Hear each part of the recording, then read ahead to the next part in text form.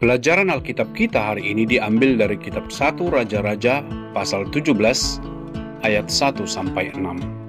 Tema dari pelajaran ini adalah Yesus adalah air kehidupan. Kisah ini mungkin agak familiar bagi kebanyakan dari Anda. Tuhan mengangkat seorang nabi yang kuat yang bernama Elia, dan tugasnya adalah untuk menentang salah seorang raja Israel yang sangat jahat yang bernama Ahab. Jadi dalam kisah ini, Elia diperintahkan oleh Allah untuk mengatakan kepada Ahab bahwa tidak akan ada hujan ataupun embun di Israel selama beberapa tahun. Kalau tidak ada hujan dan tidak ada embun, maka tidak akan ada rumput untuk makanan domba, dan tidak akan ada tanaman yang ditanam yang akan menghasilkan buah. Kata lainnya, ini lebih buruk daripada pandemi dan pasti akan mengakibatkan kehancuran ekonomi secara nasional. Rakyat akan kelaparan dan mati. Israel adalah daerah yang tidak mendapat air dari sungai. Tidak seperti Mesir, tidak seperti negara lain di dunia, di mana air dapat diperoleh dari sungai. Sungai di Israel, yaitu Sungai Yordan, sangat kecil. Israel mendapatkan air siang harinya dari hujan dan malam harinya dari embun yang tebal dari surga, yang membuat rerumputan terus-menerus bagus untuk dimakan domba. Jadi ketika Elia mengatakan kepada raja bahwa tidak akan datang hujan dan tidak ada embun, tentunya ini membuat raja menjadi sangat marah kepada Elia. Jadi setelah itu, Tuhan berkata kepada Elia, sebaiknya engkau pergi melarikan diri ke sebuah sungai kecil, bahkan bukan terbilang sungai yang bernama Kerit. Dan ketika engkau ada di sana selama tidak ada hujan dan tidak ada embun, aku akan terus menyediakan air bagimu di Kerit. Dan Tuhan juga berkata kepada Elia, jangan khawatir, aku juga akan menyediakan makanan untukmu.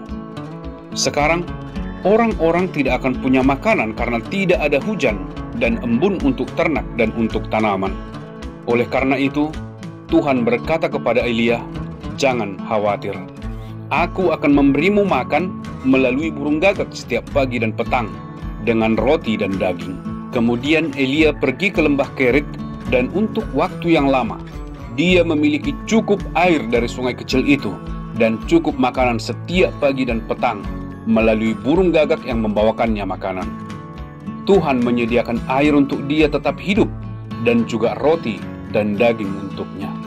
Dan orang-orang di Israel sudah kelaparan, dan saya duga sudah banyak yang sekarat, karena tidak ada lagi makanan. Ada banyak domba yang mati, dan banyak orang yang meninggal. Sekarang, apa pelajaran yang dapat kita ambil dari hal ini?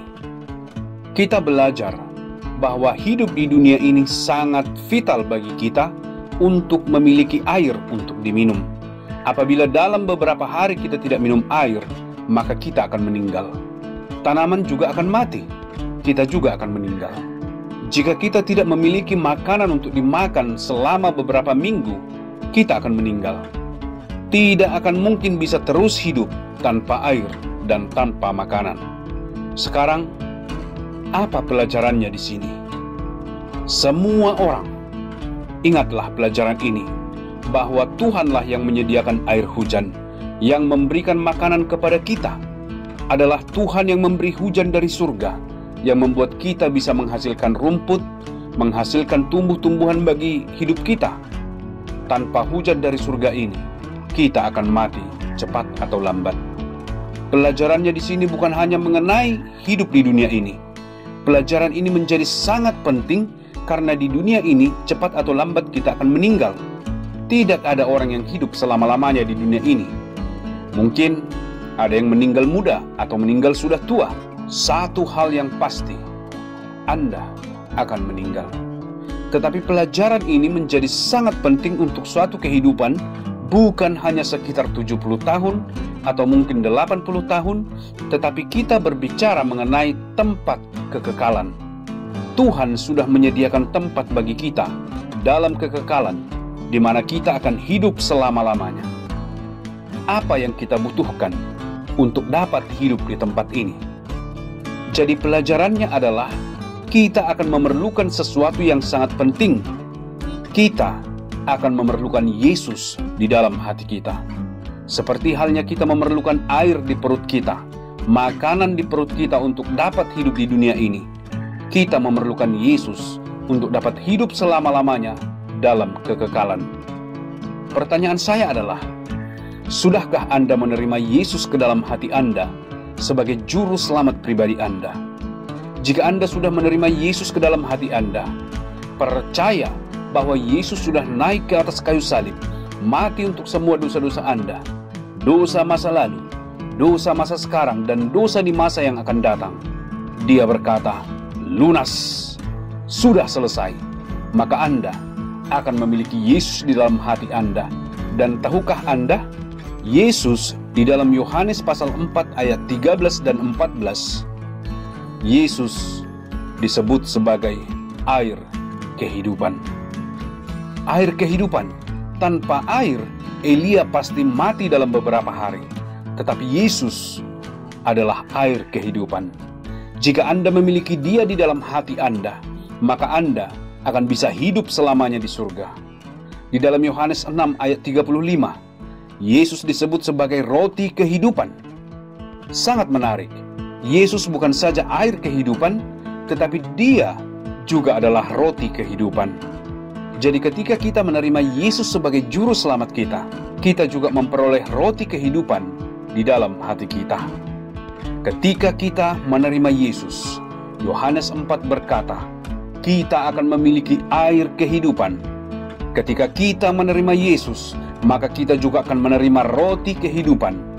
Dan Yesus yang hidup di dalam Anda dapat menjamin bahwa Anda akan hidup di surga bersama dengan Tuhan. Sekarang pertanyaan saya adalah, apakah Anda yakin bahwa Anda sudah menerima Yesus ke dalam hati Anda? Jika Anda yakin, Anda dapat berkata, ya, pasti.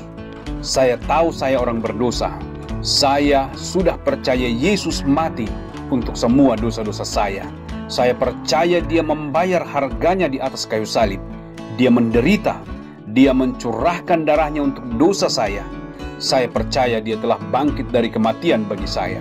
Saya percaya kepadanya sebagai juru selamat saya. Kemudian Anda akan memiliki Yesus di dalam hati Anda. Dan Anda juga akan memiliki air kehidupan dan roti kehidupan, kehidupan yang kekal selama-lamanya. Jadi pelajaran mengenai Elia ini bukan mengenai bagaimana untuk dapat bertahan dalam masa kesulitan hidup di dunia ini, waktu di mana tidak ada hujan di bumi ini.